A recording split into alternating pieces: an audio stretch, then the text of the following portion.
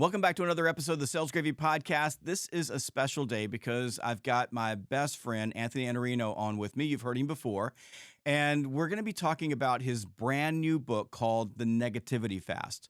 Before we get started, I want you to go check out Sales Gravy University. Now, the beautiful thing about Sales Gravy University, if you like Anthony, is that you can go there and watch some of Anthony's courses.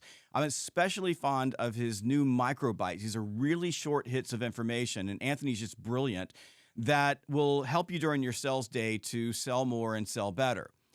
Sales Gravy University is a place where sales teams and individuals across the globe come to learn how to sell.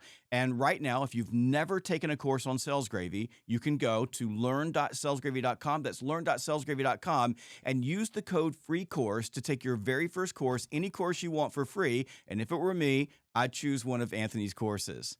Anthony, this book, The Negativity Fast, you and I were having a conversation, I don't know, probably 2 months ago. And it was just one of those conversations you have. I mean, literally, I don't think people realize this, but you and I talk almost every day. And pretty much every one of our conversations could be a podcast. But we were talking about this book, True. and I told you that I believe that this book will be the best seller for you that you've never had before. This is going to sell more than all your books combined. And you've had like record-selling books. You've had best-selling books. You've been at the top of the charts. You're one of the most accomplished authors in sales on earth. But this book is different because this book touches people where they are right now. We are in a society where we're being pummeled by all of these outside forces that are changing the way that we think. They're changing our mindset, and frankly, they're bringing us down. And just case in point was 2 days ago, I was heading out to my farm, and this was one of those things where I just indulged a little bit. So I indulged myself, and I put on one of the news channels on my satellite radio, and I listened for 20 minutes. By the time I got to my farm, I was pissed off. Like, I was mad. And all this stuff was swirling around. And when I left to go out there, I was feeling great. And all it took was 20 minutes of negativity to totally toast my day. So where I want to begin is, I guess, where you started. Like, what was the inspiration behind writing this book? Because it's just so different than the other things that you've written. Well, I've written 5 books on sales and 1 on sales leadership. So it was time for me to do something different. But I'll tell you the origin story. After having 2 brain surgeries in 2 days and losing a piece of my brain, I was angry. And I don't know if it was physiological, psychological, both of those things. But certainly I was not happy on drugs. And I had phenobarbital. That's what you use to tranquilize elephants. And I was taking that every morning and drinking 64 ounces of coffee to go back to sleep. That's how bad it was for me. I decided to go to college, even though I tried to drop out of high school every day. I never wanted to go to school. But some part of me was like the scarecrow, right? I need a brain. So I thought I better do something with what I have left. So I went to college and I majored in political science. And as a libertarian, I could argue with everyone. So if you're the left or the right, I can argue with both of you, which was great for me, but not great for other people because I was well read. After that, I ended up in law school, which is completely political. Like everything's political in law school. And at some point, I had a mentor. His name was Mike Distelhorst. He's not with us anymore, but I would go and sit with him before we would go to class together. And he said to me, maybe you remember this, maybe you don't remember it. You might not. It's a long time ago. So 1996, Bill Clinton signed a law that said we didn't pay enough taxes, so we had a retroactive tax increase. And I was livid. I'm like, I paid all my taxes. I always pay all my taxes. And now I have to pay more. And he said, listen, you get so worked up over things like this. You're so angry about all this and the politics. Like, you should just let all of this go. Like, just let it go. Don't worry about it. He said, listen, you have 3 kids. I had 3 kids in law school because my wife said it takes a long time to have a baby. Yeah, it took like 1 time for me. Both times it was 1 time. And he said the government is going to have no influence on your children greater than the influence that you are for them. So give them the life that you want and let all of this go. Now, I wish I was smart enough to have taken his advice immediately, but it took me about 6 months. And I realized I'm just getting angrier and angrier and angrier from watching all of this and paying attention to everything on AM radio and just always being in that environment. And I decided I'm going to get rid of all of this and see if I can feel better. So I got rid of all of my politics, my magazines, my books. I stopped having conversations with people who were political. And I decided I have to just try to remove every negative source in my life. So I said, I'm going to do this for 30 days. At the end of 30 days, I decided I'm going to do it another 30 days because I liked it so much. Like it felt better. I turned off all of television, all of the radios. I had no negative sources coming in. So I'm now not ingesting the poison anymore. And at the end of the 60 days, I realized that was really good. But I wonder if I started taking in things that were positive instead of negative, if that would make me feel even better than I do right now. So then I did 90 days. At the end of 90 days, I decided I'm just never going to turn the TV back on. And so I stopped and I wrote something about LinkedIn on this. And about a half a dozen people said, oh, I quit watching the news in 2017. I've never turned it back on. And when you start removing the sources of the negativity, sometimes it's people, sometimes it's the news, sometimes it's people who want to trigger you for some reason. And when you start removing all of those things get to be a lot better for you. So the reason that I'm more positive than negative is simply because I try to remove all the negativity so that I'm not keeping that in my body.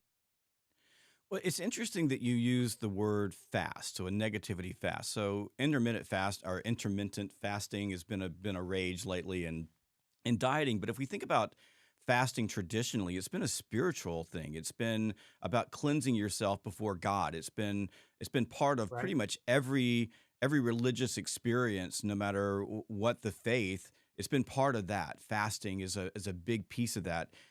How does the spirituality of fasting fit into the theme of this particular book? I've done this for a long enough time, and I've done it with a number of groups of people. And one of the things that it does create sort of a clearing for you. So for the spiritual part, it starts to give you this clearing where you can start focusing on the spiritual side of us, and that is part of who we are as human beings. So that is part of us, and I think that can get distorted, when you have a lot of negativity. I think anger is one of the most dangerous things for all of us. I think the more angry you are, I have a sister who's really angry and she's miserable about trauma in her life, but she's now going on 60 years old, and she hasn't cleared any of that. And so she's just not as happy as she could be because she's so negative. And the spiritual part of this is like that's part of who we are. So you have to get a clearing. And I would tell you that if you can get rid of the negativity, it's better.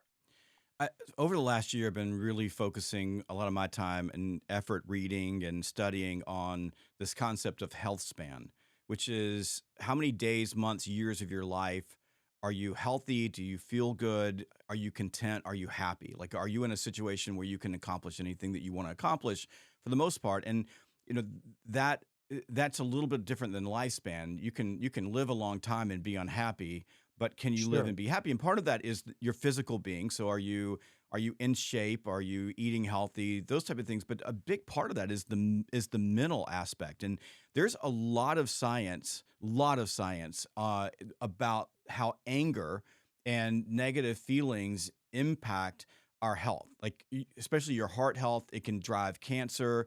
It can create diabetes. Like the way that you're thinking can really ruin your health span because it ruins your physiology as well as what's happening in your head, and it can also lead to dementia. and Alzheimer's. So like those emotions do matter. And I don't know that we're always aware. Like I was aware because I was doing this interview. So I popped the news on as a just as a it was an indulgence. Like it was just listening to bubblegum for me. And because I've been thinking about this book and thinking about you, I was like at the conscious level aware of the emotions that were happening inside of me when I got to the gates of one of my most favorite places in the world, and I wasn't in the state that I'm typically in when I walk through those gates. And I don't know that we're always aware if we're not consciously rising above it of what it's doing to us both mentally and physically. There is, this is the first book where I have so many citations that we had to move them all to the back of the book because there's so many. There's hundreds for everything that I read. If I made any statement or if I made a claim, there is a citation to that. And it's really odd when you start talking like you're talking right now about what your health looks like through this lens of negativity. It's incredibly bad for you to be angry. And the more angry you are, the more you have health problems. And this is all science. So this isn't like my conjecture or Jeb's opinion. If all you have to do is read the back of the book, and you're going to find all kinds of bad things that happen to people who are not grateful, who are not positive. It can take a terrible toll, including all of the things like Alzheimer that you said, and dementia, heart, diabetes, high blood pressure, all of those things, all these things that are real risks to the length of your life and the happiness that you have at that time. It needs to be worked on. So that's what I spent a lot of time on with writing this book was how can you get rid of these things? And it turns out that the fast that I did was really good, but then I started to look for what are the science backed strategies. And so the book is full of science backed strategies. So these aren't conjecture either. Everything claimed is cited. So you could see it and you can go pick the paper up if you want to read more about these things. It's strange that you say that, but there's the other side of this is that if you see the claims on gratitude, if you see what gratitude does for you, you won't believe it. Like it's so important for your mental health. It will reduce your blood pressure. It will improve your immune system. Every single thing that you can think about in your health is better with gratitude. It's amazing. Like it reduces blood pressure, like all of these things. And you read it and you think like, that can't be true. That's too many things. It's doing too many things, just gratitude. And it turns out that the science on that is very well constructed, and people know what they need to do to be able to give you this. And one of the things that I have in the book is something called three blessings. So Marty Seligman is the father of positive psychology. There was only negative psychology at one point in time when he started in college. You either needed pharmaceuticals or you needed a psychoanalyst. That was the only two things. So that's what you would be thinking about. But he decided that you could be positive and you could flourish and you don't need a psychoanalyst and you don't need pharmaceuticals to do this. So this thing I'll share here for people, because this will just be something you can do right now. It's nothing difficult. I can give you two things that you need to do. And this is called Three Blessings. When Seligman was on Time magazine, he had an entrepreneur that worked with him and they built this survey. And he asked people to do two things. One, at the end of your day, write down three good things that happened to you. And then write down what caused those things to go well for you. If you did that for 2 weeks, you would no longer be depressed. And what Seligman said is that it's probably more potent than either psychoanalysis or pharmaceutical. And that's how powerful gratitude is. And we don't think about that. And I've had a gratitude journal for a long time, but it's boring because you love your wife, you love your kids, like you put all those things down. But when you have to figure out like what went well for me today, you've got a lot of variety. So you're not saying the same thing over and over again in your journal. And then when you start looking back at them and you start to think about all these good things that happened to you, it starts to temper that negativity because you're focusing on things that are good and things that are helpful for you instead of focusing on the negativity that most of these that's coming in almost every media that we have, right? You know, earlier this week we had Jamie Lynn here in the studio, and we did a podcast on wellness and mindfulness and for sales professionals. So, what are you doing to make yourself better? And we talked a lot about sleep and how powerful sleep is. And there are also reams of data on you don't sleep, you're gonna die. Like it's if you don't sleep, it's worse. You could smoke a carton of cigarettes a day. Sleeping, not sleeping, has the same impact. And for sales professionals, because of what we do, having a good night's sleep gives us more confidence. It makes us better at thinking creatively, and it just makes us nicer human beings. And I think about before you go to bed at night, what so many of us do is we are laying in bed and we're looking at our phone. And even though all the experts say don't look at your phone before you go to bed, that's what we do. And typically, what we're seeing on our phone are not happy things. They're either negative things that are coming at us, or they're things that require us to covet what other people are doing. So we're watching what they're doing on social media, assuming that that's their life, and it makes us feel worse about ourselves. So we're not grateful for what we have because we want what others have. And I'm just, as you said that, I'm thinking, what a great exercise to go through the three blessings before you go to bed at night. So rather than looking at your phone and making yourself feel bad, sit down and think about what you're grateful for. Even better if you could have that conversation with your family before you went to bed. But that would allow you to sleep better, because I can tell you personally how many nights have I closed my eyes and then run in circles over and over and over about something negative that happened or other things that I'm worried about, versus just being grateful that I'm in a nice soft bed, that I'm at home, that I'm safe, that I had a good meal before I went to bed, and I had a good day. That to me seems to be a really powerful way to use this particular exercise. My poor wife scrolls. I shut my eyes at 9 o'clock and I'm asleep at 9 o'clock. So there's no scrolling for me. I go right to bed, but I get up at 4 o'clock in the morning. So 9 o'clock is a good time to go to sleep. If you are anxious or if you are stressed, which can happen to everybody all the time, one of the things that I found to be really helpful, and this is another science backed kind of strategy that you could use, if you write down all of these things that have your attention, you're getting them out of your body and you're putting them on paper. So now they don't have the same power over you. And if you would do this, you would feel a lot better. If you can do something about it, write down, this is what I'm going to do about this tomorrow morning as soon as I get up. If you can do something about it, great. Okay, now you feel better. And if you can't do something about it, then just cross it off and say, I can't do anything about that. Now I just have to go on with my life. But some of that is like mindfulness. Like if you just notice that I'm focused on this thing and don't connect to it, just let it go by, write it down. It can give you a distance from those things and reduce the negativity.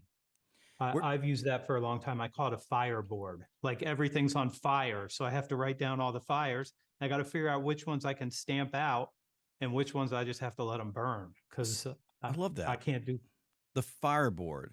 So y'all write Yeah. that down. Everybody needs to have a fireboard. That I never thought about it that way, but I've got a place in my closet where I could put a fireboard. So if I'm on and wake up in the middle of the night thinking about something, I could write that down. And then Excellent. it's out of you and it's back on something else like paper or whatever you have.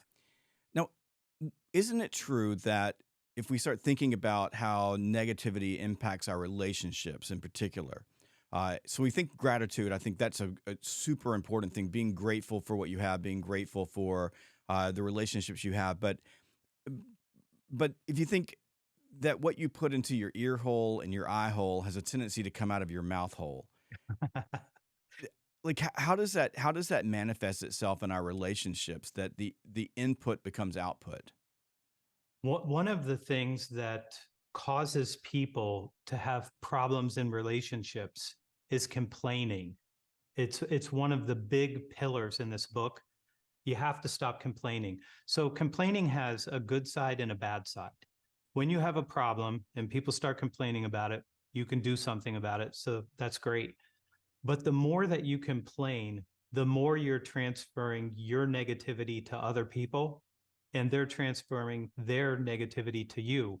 So it's really, really important to understand that if you're going to complain about something, you should have the solution and you should be presenting that solution as part of this instead of just complaining. What happens? This is the biggest risk for complainers. And I complained for a long time. I'm a world class. If there was an Olympic sport called complaining, I'd have a whole bunch of gold medals right on my chest. But I gave it up because when you know the truth, the more you complain to people, the more they want to get away from you. So it's really detrimental to relationships. It's one of the things that there's science on. The more you complain, the more you drive people away from you because you're just a complainer. So a lot of people that are watching this are business people. So when you have people who are complaining, they're transferring that to the rest of their team. So the way that I've described this is the only kind of cancer that spreads from human to human is negativity. And that complaining does that. And it does drive people away from you, including family members. So that is something that people have to pay a lot of attention to. You can be unhappy about something, but the more you complain, the more you're making other people repelled away from you. And they begin to resent you for it because Yeah, every time they're with you, they're not getting quality time with you because of what's coming out of your mouth. And the same thing goes for you. If you're ungrateful for the people in your life, if you can't find the positive in them, you begin to resent them as well. And the problem for relationships, and there's some science back behind this uh, where scientific observers can watch a couple having a conversation with each other, and they can see the emotion of contempt on their face. So resentment is the beginning of contempt. But once you reach the contempt state, they can, with a great deal of accuracy, predict whether or not those relationships will last. Because resentment and contempt are essentially the gangrene of human relationships. And once we move to that space of contempt, there's just no saving it. But the thing about gratitude that I think is so powerful in your message is that resentment and contempt cannot exist in the same space as gratitude. So right. if you simply shift your mindset and you start looking at what you have, you'll find the positivity. One of the messages that I have particularly for leaders is that a lot of leaders are worried about people liking them, and that again causes problems with resentment and contempt and negativity, because the leaders are trying to chase like, and it doesn't really work very well. The key to real leadership, and by the way, this is the key to stewarding your family, this is the key to all relationships in your life, is finding the things in other people that you like. Rather than say a negativity fast, like one of the techniques is to go seek out positivity. What is it that I like about you? Like Ulysses over here, he's our producer. The thing I like about Ulysses the most is that Ulysses lives to treat himself. He walks around, he's like, I'm gonna treat myself. You're laughing right now, but he says it all the time. And I dig that. Like I dig the joy and, treat yourself. It's just an easy thing to say. So you find the things about other people that you like, and you look for positivity. That makes all the difference in the world. I'm There's with no uh, doubt. I'm with Anthony Iannarino. We're talking about the negativity fast, and we're gonna be back in just a moment. But first, I love free stuff, and Anthony, I know you like some free stuff too. And we've got some free stuff for you at salesgravy.com. If you go to salesgravy.com/resources, that's salesgravy.com/resources, we've got guides and ebooks. For example, we've got the Fanatical Prospecting Book Club Guide. That's one of our most favorite downloads. It's a 32-page book club guide, comprehensive, either for an individual that wants to use it as a guide to walk through the book, or as a team. You can print it out for everybody, and then you can use that in your sales meetings. So go to salesgravy.com/resources and get some free stuff. Now, Anthony, when we think about going on a negativity fast, this is going to be hard. So let's start with why it's going to be difficult. And I'm just going to make the assumption, and you maybe talk through this with us, is that negativity is like an addiction. Like it's almost like a drug. And so this moving away from negativity can be a very difficult thing for us to do. It is somewhat difficult to do this, but I'll tell you why it's difficult.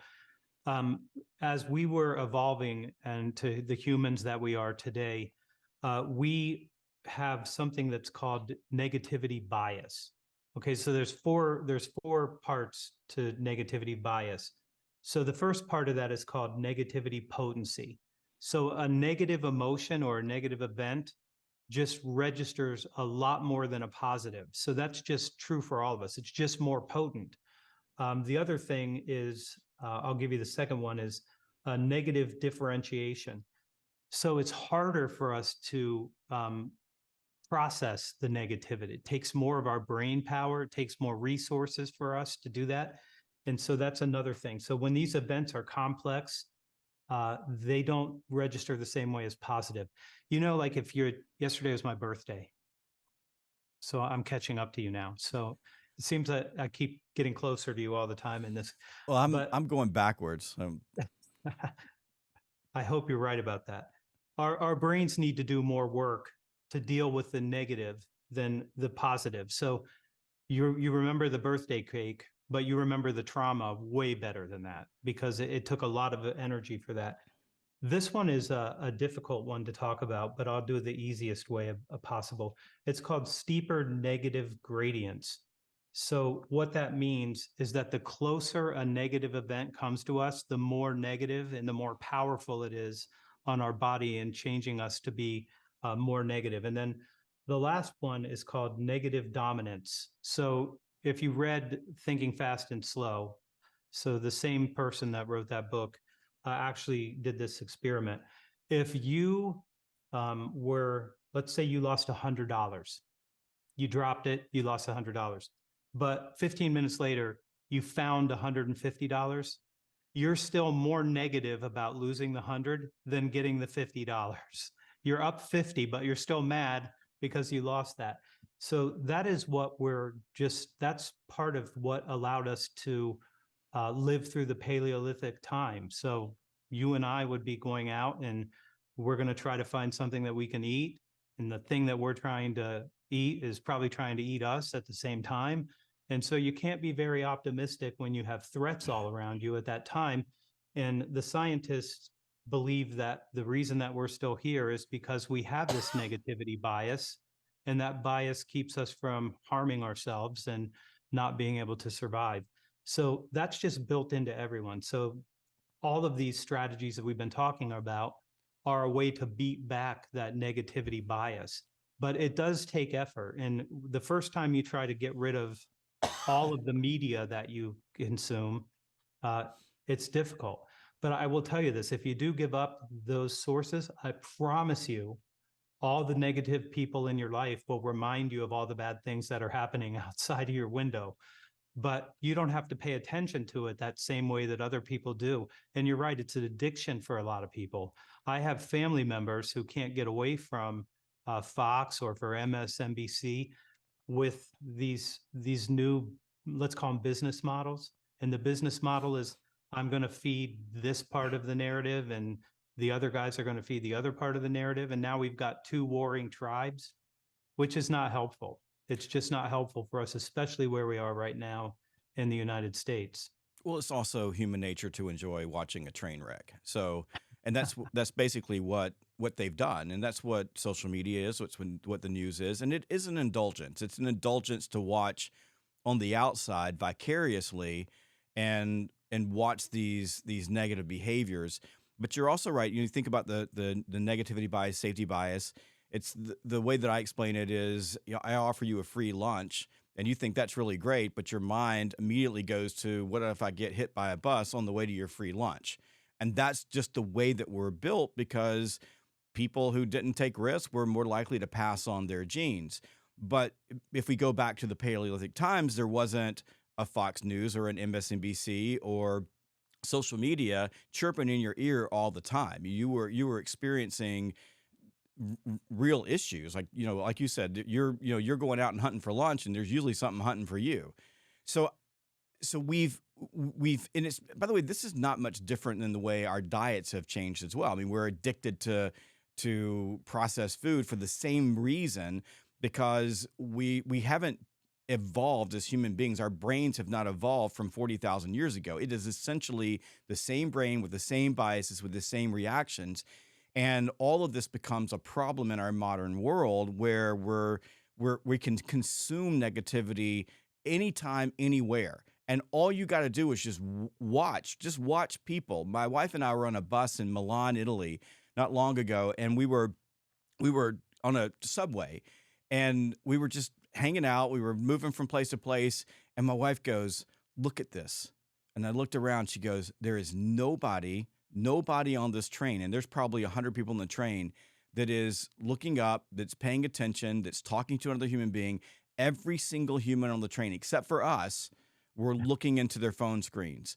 And 100% of what they're getting out of those phone screens is negativity. Either negativity in the form of something really bad happening, negativity, there's a crime, there's somebody got hurt, whatever the case is, there, politicians doing the wrong thing, or all the people in your life are doing better than you are. I mean, that's really what this is a contest to one up everyone else. So we're it's everywhere. And I was watching Simon Sinek on a TikTok video just yesterday, and I saved it because I loved it. And he was just talking about our phones, and how we were so addicted to them that we replace human relationships. Even when we're not on the phone, we're holding the phone, or the phone's on the table. We tell other people that this device that feeds us negativity is more important than them. And This box right here is carried around uh, more, let's say, with more discipline than somebody carrying around a new baby. Like yes, this thing, it's like you're carrying a baby around with you every minute, yeah, and it just, all it does is distract you. When you're talking about when people go to social media, I'll tell you about that. There's a book called Wanting by Luke Burgess. It's a good book. And what it's about is what's called memetics, not the memetics like memes, but this one's with an M-I. And what the research in this says in this book is that mostly we don't want things because we want them. We want them because other people have them. And so that's a model. And that model is following another model, that's following another model, that's following another model. And we don't really want these things. We think we're supposed to want them. So when you look at the Joneses and they look like they have this great big house and they're super happy together, they're miserable people. They have to put this show on every day on Instagram to have the attention that they need. And if you need attention like that bad, and I mean, it says that there's something broken there, right? yeah. It's So, it's a, it's the bastardization of these two human needs and sometimes they can be at odds with each other. And one is the insatiable human need to feel important, to feel like we matter, and you cannot feel that need typically. And then there's the things that we want, and the thing that we want more than anything else is what we can't have. And when you put those two things together, it's a really bad combination that feeds negativity, because your brain starts seeking out that attention or that negativity, which creates this really bad loop in our lives of showing off for other people. And we've all been there. This is not, I don't think this is you and I I, I've preaching at the seen world. I mean, we're I've we're seen you on yeah. stage, so I know. I've seen you on stage too. I've wanted to be you. Maybe you've wanted to be me. I don't know. I talk about you all the time. Like, I wish I could be like Anthony. And that may be a good example, because you and I've had this conversation before.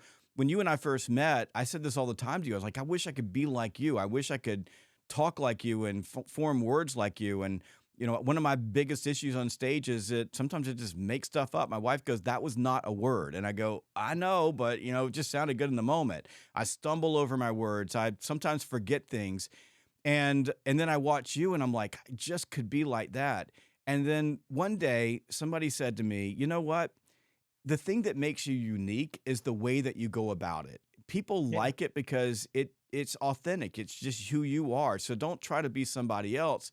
And what I had to do was basically tell myself it's okay to be you. Not okay to be sloppy, not okay not to do my research or Right. show up unprepared. But it's okay if you're on stage and you make a mistake. And now when I do it, I don't get off stage and then spend the next 3 days beating myself up because I missed a cue in my speech or I was gonna say this, but I didn't say that. I just let it all go and just be in the moment. And as a keynote speaker, that's elevated who I am as a keynote speaker. It's gotten me on more stages. It's allowed me to raise my fees, 4x, because I'm not trying to do anything other than just be myself. And I'm not performing for anyone other than the love I have for that audience to make sure that I'm positively impacting their lives. And that became the drive. But that wasn't a shift that I made automatically. It was something that happened through paying attention and through trial and error and through sometimes just getting tired of sitting in a corner being miserable and trying to figure out, how I could be something else. So you talk about the fast as being a 13-week exercise. Yeah. So if you were to, if you start thinking about that last analogy, but you think about your life and you think about how you can let all this go. It's addictive. As you said, it is neurophysical in many ways. These are baked in biases. The negativity bias is who you are. It is part of our makeup because it's designed to keep you alive, to see what's wrong, not what's right in a situation. How do we embark on this? Like, let's start with you say 13 weeks. So let's maybe talk about why 13 weeks matters. And then maybe walk us through just how do like somebody's listening to this in their car, where do they begin? I mean, if they're in their car and they're listening to this is good for you to listen to. Like you're probably better off with a podcast than you are with any media, a social media, certainly not the cable news channels. Like you could get rid of those. The hard part of this for me, in large part, is my wife, because she'll ask me, "Did you see that story today?" And I'm like, "No, I didn't see it." And she's like, "How did you not see that?" I wasn't looking for it. I'm not taking any of that in because I would rather be doing something that would be helpful or useful to other people like you do every day. Like we're out trying to help people get better results. And I don't want to focus on the negativity stuff. So the first thing that I would tell you, if you can remove whatever cable news channel first, that would be a really, really good start. So let me If let me you're let me stop you there. So I want to nail that down. So let's start with when you're driving, right? Listen to something good for you. right, Audiobook. You can listen to a podcast. You can listen to happy music. But when you're in your car, you make the commitment that if I'm driving, I'm listening to something good for me. And then right. when you get home, you want to remove cable news. Just turn it off. Like the easiest thing is just turn the TV off. So you could do those things. But I want to go back to share. Okay, so your wife and you're like I mean, y'all love each other. You've been together forever. You're not gonna 20, you're 28 years not gonna last week. remove share. I mean, you could, but if but I've seen her and I think she could kick your rear end. So how do you deal with that? So you remove all those things, but you come home and someone's saying, "Did you see? Did you see? Did you see?"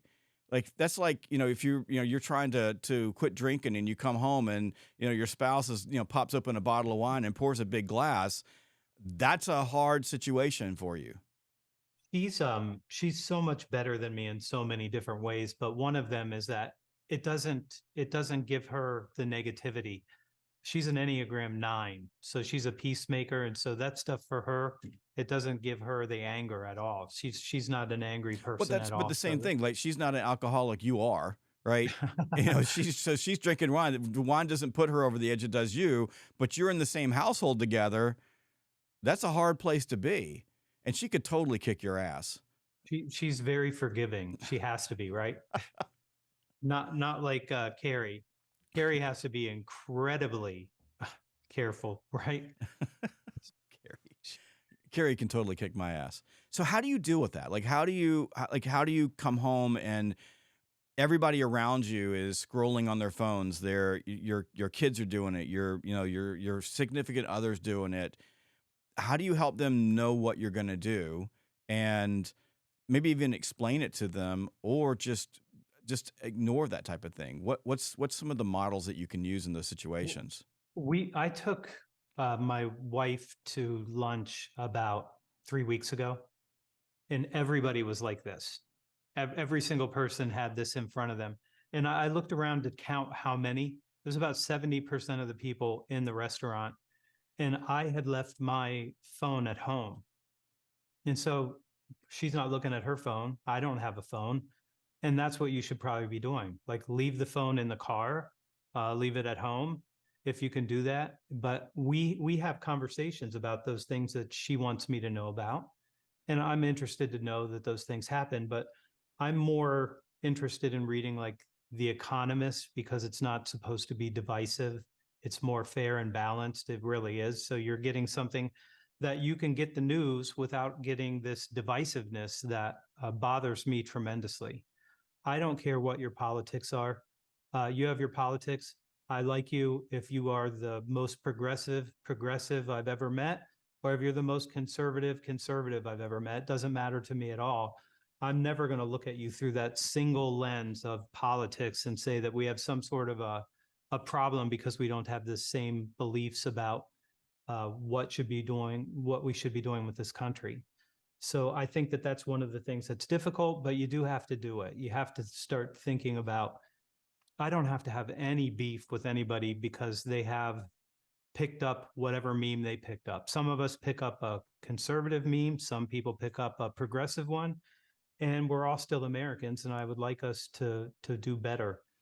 So Henry Clay, would or it be not, fair or to say with your relationships that you make the commitment not to engage? So if if your spouse comes and said, "Hey, did you see that?" It's okay to have the conversation about it. You go, "No, tell me about it," and they talk about it, but you don't engage. If there's gossip about your neighbor or something else happening, you acknowledge it, but you just don't engage. So essentially, the beginning of the negativity fast is you remove the negativity from your life, and then you begin setting the example in your own household or in your own circle for this is how I'm going to live. yeah, and it's a better way to live. It doesn't mean that you have to avoid all news. I would just say pick the right sources. And then if you are someone who reads political magazines, if that does it for you, I don't know what all the triggers are for some people. I did a query to figure out what people complain about, and it turns out that it's just about everything. Weather, other drivers, like you can just go down the list, and they get triggered by all these things. But all these things are going to happen to you in your life, so you just have to decide, what are you going to do? I was driving to the airport 2 days ago, and somebody cut me off, and I have a nice car that's got a lot of AI, and it slams the brakes on before I could slam the brakes on, even though I wasn't close enough that we were going to be in any trouble. But it jarred me out of that. And at one point in my life, I would have probably had a negative reaction. And instead of that, I just said, great, the car stopped us before anything could happen. And that was really lucky for us, and nothing worse happened. Right. So at one point, I would have found that negative. And to me, it was like, that person's driving bad. One of the strategies in the negativity fast is to lie to yourself. So if you lie to yourself about what just happened, you can get rid of the negativity. My younger brother, Jake, is a comic. And if you go see Jake, I'm not responsible for any reaction that you might have to my younger brother's comedy. If you're in the front row, I would tell you, you may have an interaction with Jake, because that's probably going to happen. He has to drive around from place to place. So he's in Florida right now. He's probably done like 25 gigs in Florida, driving all over the place. And one time somebody was trying to cut him off, and he looked over at this guy's face, and he saw his face, and he recognized that face. And he said to himself, that guy needs to get to the restroom. Like I can see it on his face. And I said, how did you know? And he goes, because that happens to me all the time. And so he's like, go, buddy, go, get in front of me. Now, he doesn't know if that guy really had to go to the bathroom or not. He could just be a bad driver. But instead of being angry and having road rage over something like that, he's like, no, go. You probably have to get to the restroom. And that's a lie. Or the person that cuts you off when you're trying to go through the grocery store, that person, maybe they didn't see you. Maybe like you could just say, this person really needs to get out of here for some reason, and you don't have to attach anything negative to it. So I think that these are just practical things that are science based, and thankfully they're practical because you can lie to yourself. And sometimes when I'm looking at something like that, I want to come up with the story, like, why did she cut me off? She's late, she's going to get fired if she doesn't get there. So good, let her go, right? Yeah, I don't have to attach. it's the practice of assuming positive intent. Yeah, So or at least when not someone negative. does something that offends you, it's assuming it's I love lying to yourself. It's I say this all the time. We have something happen at work and let's assume positive intent. Before we go Yeah, to this person was doing something nefarious, let's look at it from a different lens. And what you'll find is when you do that, almost always it was positive intent. They didn't nobody meant to do anything wrong. true. They were trying to do the right thing. And typically if people think what they're doing is the right thing, it's not going to occur to them to do it on your schedule or your way. So I think that's a really good point, and I love this idea of lying to yourself. Change the narrative, because what's interesting to me is that, and I talked about this I wrote and people follow you. I wrote this whole section on how leaders can come to work and create a lot of havoc because they got cut off in traffic, and then they walk through the door and they're still angry because they got caught off in traffic, and then everybody's looking at them and making assumptions about their behavior based on their own circumstance. And if you think about it, the person that cut you off on traffic, they haven't given you another thought. They might not even known that they cut you off. They had no idea that you were in an AI car. They just went on. But that human being has now impacted your entire day. They've changed your life for the bad because of the way that you perceive that. So I love that tip. Lie to yourself.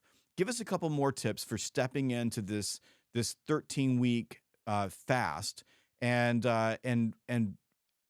maybe some of the pitfalls that you ran into when you were on yours that can set you back.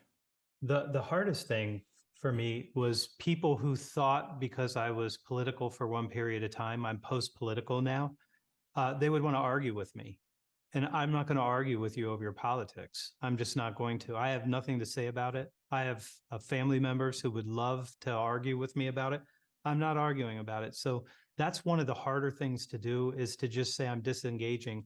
And the second thing is, if you have really negative people in your life, you have to try to get some distance away from them. And that is the hardest part of this. So if you have one thing that's really difficult, it could be a parent who's negative, and it's very hard for you to do something about a parent, or an in-law, I mean, or somebody in their family. Those are the hardest parts because they're human beings that you have relationships with, and you have to reset that relationship with them, that I'm not going to argue with you over anything like that, because our relationship is too valuable for us to have any kind of conflict over anything like that. And fortunately, I don't have a lot of that, but it could be people that work with you. It could be people in your family. It could be people in your community. But the more that you can get distance from any source of negativity, whether it's media, whether it's other human beings. But I will tell you, at the end of this, what I know for sure is that we make ourselves negative. And so there's a doctor named Albert Ellis, and he wrote a book about how to get not to be angry. So there's a very simple thing that he uses. It's ABC. A is the activating event. So that's the first thing. The B is the belief of what you think that meant. And then the C is the consequences. So what we do is we focus on the belief. That person cut me off. That person was, driving recklessly, whatever. And so that's the activating event. But what does it mean? Were they trying to maliciously hurt you? No, but if you believe that, you're going to have a negative reaction. So what Ellis would tell you to do is just change the belief about what they were doing. That's in the chapter that Jake, in the same one where he's lying to himself. So decide what you want him to believe. Like if somebody's cut you off, uh, assume good intentions, and until otherwise. If they really wanted to hurt you, they would have. They were reckless or they were distracted, who knows what. But I think that just, if you could just get the belief of what that means, then that there was a guy that cut me off. I was going to get gas and he went in front of me and took my pump. I drove around and then went to another place. I don't need the negativity. He doesn't need the negativity.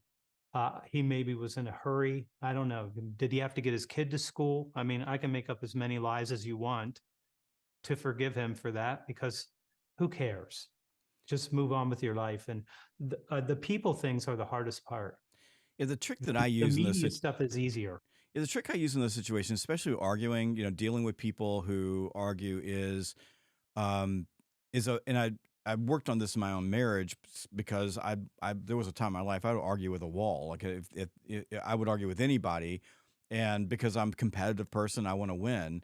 Do you want to be right or you want to be happy? So do you want to win the argument or you want to be happy? And when I adopted that, it changed everything. So I just don't engage in arguments that are useless. There's no win in that. There's you can indulge in it, but it doesn't change anything. So when I ask that question, do you want this or do you want that? That triggers me to say stop. Even though internally, because we're human beings, because of the fight or flight response and all the things that come along with getting in an argument with someone, because that's there, that little trigger stops me.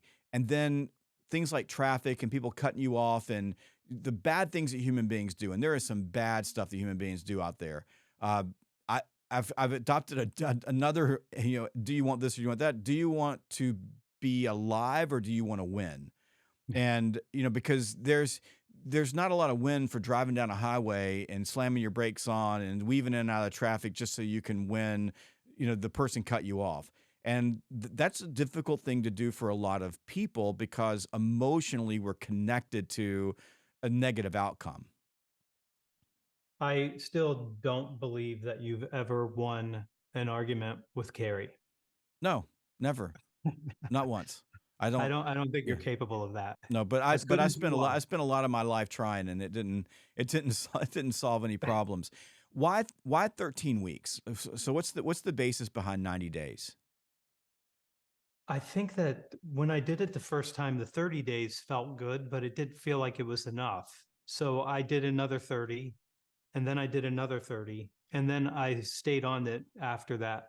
But I think that if you don't give it enough time to sort of work for you, it takes some time for it to work for you.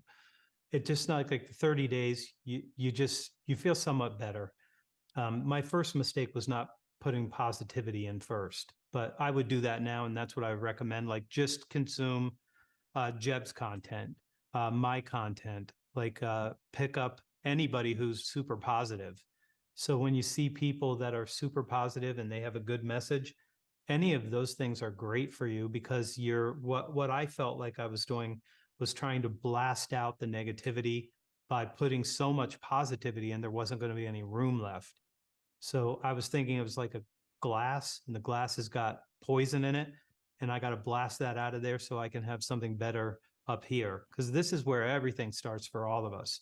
Yeah, no, And as you say that, what I'm visualizing is if you had a glass that was full of oil and you poured water into it, the oil would go out because the oil floats on top. So the negativity, because of the way that we like the negativity bias, the negativity essentially floats on top of positivity. So if you can put enough positivity in the glass, the oil just spills over and goes away. Really powerful. Um, great metaphor. I want to end with back to anger and forgiveness. So if you think about internal negativity, we've been thinking about external things like, we're watching the news or we're having conversations with people, but there's I know there have been time in my life where there have been people who have wronged me, and legitimately they wronged me, and I've been angry about it, and I've had a really difficult time letting that go. And no, and if you look at any religious text, what every religion teaches you is turn the other cheek, forgive them, let it go. That is a whole lot easier said than done. And what I found is that in those situations, that ate at me and ate at me and ate at me. Now, there have been times when I've been able to use it as fuel. So, the whole saying, turn your haters into motivators. And that's been a positive thing. I've been able to take a positive from the negative and say, okay, this person wronged me, typically in a professional sense, and I've been able to turn it into more. But I found it to be really hard. And that's an internal thing that happens inside of Right. you. It's almost like a poison inside of you that you're trying to overcome. But I'm just speaking for all the human beings out there. When you get angry that way, when you get that level of resentment and contempt for someone, that's hard to let go. And during that 90 days, every time that resurfaces, you're gonna feel it, and it may set you back. So if you can end by walking us through this concept of forgiveness, and how do you do this in a way that truly can let it go so that you can live in peace? And maybe the best way of looking at it is this person has no idea the impact that they're having on you. They're living inside of your brain, as a as a virtual creature that's eating you alive. Uh, but I'm just saying, as a human being, that's just tough. The Buddha said that being angry is drinking poison and expecting the other person to die. And that's not how it works.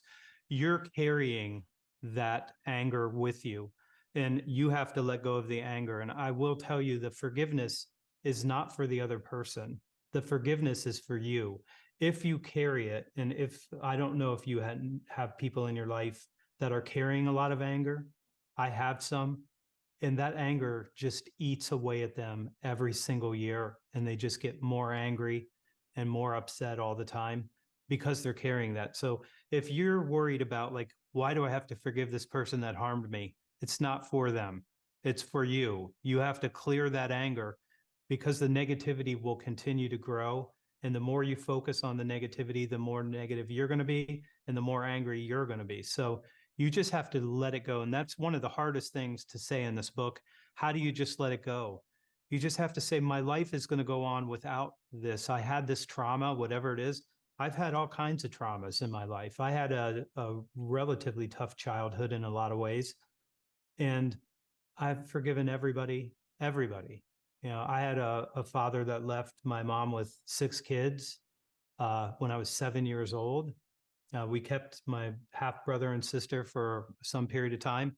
My mom, I have no idea how she knew how to do this, but she never let me have any anger or heart in my heart about that deal. So I'm close to my dad. I love him. I forgave him. Uh, most of my family have forgiven him, but that's what you would want. So I'm not carrying it, which is why I'm not like some other people in my family. So you're going to have those traumas, and you have to decide what they mean to you. And if you think that you have to hold on to that, I can tell you, you can just set it down like you're setting down a golf clubs. Like, and you just set it there, it's gone. Like, you don't have to worry about it anymore. It's better to have your own mental health and to have a positive mindset for the most part. Everybody, well, I do have to say this because I do have a number of disclaimers. One of the disclaimers: there are events in your life that you should react to with negativity. There are certain things that you should be negative about. And so I would never tell you you have to get rid of all of the negativity. It's here because we need it. It's part of us, but it shouldn't be all the time for you. When something truly bad happens, you are going to have a negative reaction, and you're allowed. So I want to be allowed to be negative if the circumstances require that, and you should too, because some things just need that reaction. One of the analogies that I heard a long time ago about giving away anger or getting rid of the anger is to picture or in your mind an old school file cabinet. And in that cabinet, there are folders, and the file cabinet is essentially God. So you open up the file cabinet in your mind, You take that anger, pull it out of your heart, and you stick it into that file. You close the file, you close the drawer. And it's a mental or a visual, way of ridding yourself of something that's eating you up. And that has worked for me in the past of just going through that exercise. Like you said, just you're just going to set it down. So you visualize this anger is a big heavy weight that I'm carrying around with me. I'm just going to stop by the roadside, set it down, and then be on my way. Drive off. Yep. Yeah. I love that. Anthony Iannarino, the author of a brand new book called The Negativity Fast. Folks, you can get this at Amazon.com, Barnes and Noble, wherever books are sold. And this is a book that I recommend that not just buy a copy for yourself, buy a copy for your entire family, buy a copy for everyone you know, buy a copy for the people that work with you. It's going to be an amazing holiday gift for all those around you because it's going to have a positive impact on everybody. It's going to be a gift that you give other people to join you in your negativity fast. If you want to learn more about Anthony, you can find him on all the social media channels. He's got an amazing YouTube channel, so just go Anthony Iannarino on YouTube.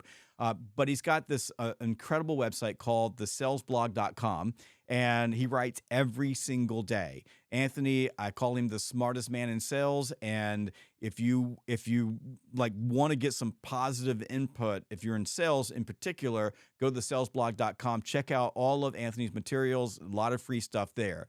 And folks, if you've never taken a course on Sales Gravy University, go to learn.salesgravy.com. That's learn.salesgravy.com and use the code free course to get your very first course for free. And if it were me, I would go in and I would pick one of Anthony's courses. Is there a fanatical prospecting course there? There is a fanatical prospecting course Can there. they get that course for free? They can get that course for free. What Any course you want. what would I say if I was charging for that? What's that worth to a salesperson who executes it? It's probably worth $100,000 minimum over the course of the next year for your income. If you are not creating enough opportunities, I only point people to one place, and that is fanatical prospecting. Do get the book thing so you can do that too. Like you want to pick that up so you get some help with this. If you execute this, you will have more opportunities. You will have a better pipeline. Nobody cares about a pipeline like Jeb does. It's the life, right? That's right. The pipe The is pipe is life. the life. Awesome. And can I say one thing? Yes. We are going to do an outbound next year, and we're working on it right now. So for all of you people who want to come to outbound, you will get a chance to do that. It will be smaller in some ways. It's going to be bigger in other ways.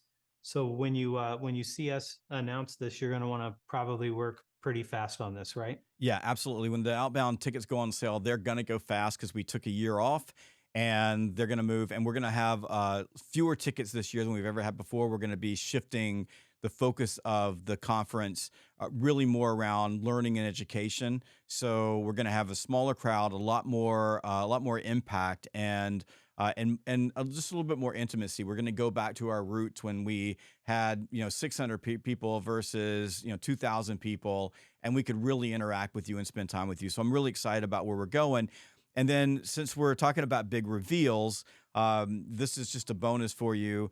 We haven't really publicized this. We're not talking about it a lot, but Anthony and I are working on a book project together, and we are under a deadline. This book will be out in just a few months, and it's called The AI Edge. And Anthony, you want to give people a quick preview on the AI Edge? Oh, so far, this has been a great experience doing this with you. So this guy is probably one of the best storytellers you're ever going to hear. And some of those stories I didn't know as I was reading those. I think I'm doing more of like a technical part than you are, and he's doing more of that. But the book is going to be, so AI, we like it, we use it, but we want you to use it in a particular way. So this is not an AI book, even though the title suggests that it's a sales book. So we're going to weave the AI with what you should be doing as a salesperson now, and to do it in a way that you have the trust of your client, because a lot of people are using AI in a way that's destroying the trust that you would need for a client to buy from you. So we're going to give you our best advice on this. It's going to be a very good read. It's going to be a fast read, but it's also going to be an actionable um, structure that you can just use. Like you're going to get prospecting from Jeb. You're going to have a whole bunch of ideas there. And we're going to give you prompts and let you see what we do with Chat GPT and other AI. We'll see what other AIs show up. I'm using quite a few right now, and we'll give you our best advice on that. Beautiful. I can't wait for this book to come out. I've learned a lot. I'm having a great time writing with Anthony as well. It'll be fun. Anthony, thank you for joining me on the Sales Gravy Podcast.